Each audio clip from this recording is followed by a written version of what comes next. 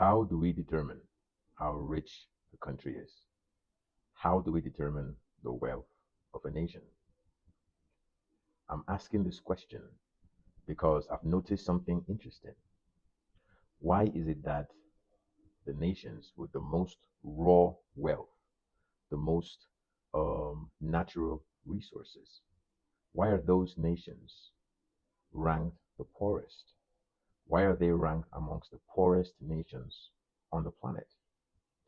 And I'm speaking of the so called third world countries in Africa: Congo, Cameroon, Nigeria, Tanzania, etc., etc.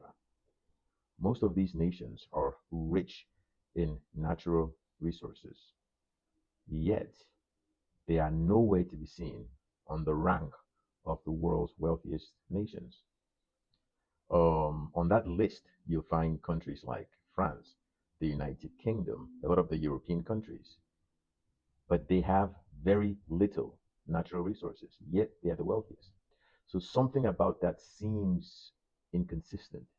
But when you do some research and figure out how the wealth of a nation is calculated, you realize that raw natural resources are ignored, but the transformation of those resources into viable products is what is calculated to determine wealth. So, all the so called third world African countries that are very wealthy in natural resources, when their resources get shipped to nations like France and the United Kingdom, and those resources are transformed into products, then the products are measured in the wealth of those countries.